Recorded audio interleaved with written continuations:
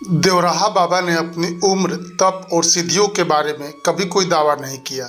सहज, सरल और सादा जीवन जीने वाले बाबा देवराहा तो बिना पूछे ही सब कुछ जान लेते थे। यह उनकी साधना की शक्ति थी।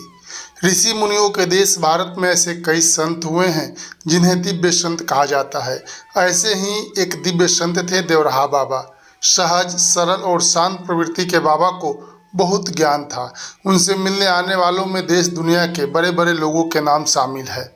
उत्तर प्रदेश के देवरिया जिले में रहने के कारण इनका नाम देवराहा पड़ा। कुछ मान्यताओं के अनुसार वह दैवी शक्तियों से संपन्न थे, इसलिए उन्हें भक्तों ने देवराहा बाबा कहा।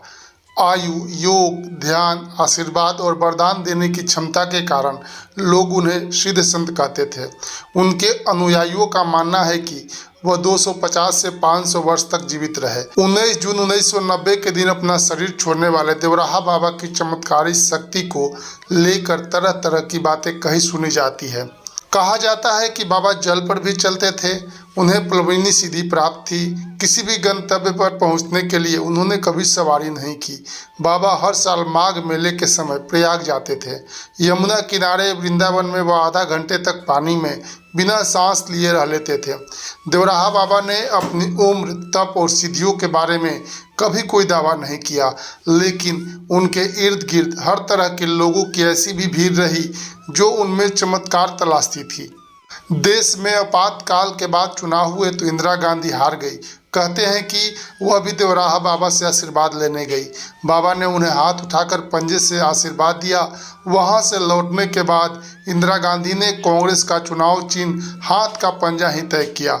इसी चिन्ह पर 1980 में इंदिरा गांधी के नेतृत्व में कांग्रेस ने प्रचंड बहुमत प्राप्त किया और वे देश की प्रधानमंत्री बनी।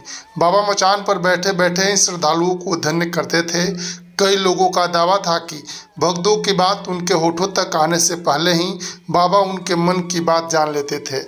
बाबा हमेशा निर्वस्त्र रहते हुए मृग छाला पहनते थे। बाबा के दर्शन के लिए मैल आश्रम पर 1911 में जॉर्ज पंचम दर्शन करने के लिए भारत आए थे।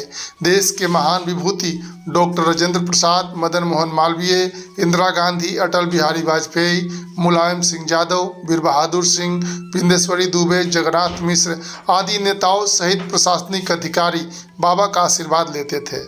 सन 1911 में जॉर्ज पंचम भारत आए तो देवरिया जिले के मैल गांव में बाबा के आश्रम पहुंचे।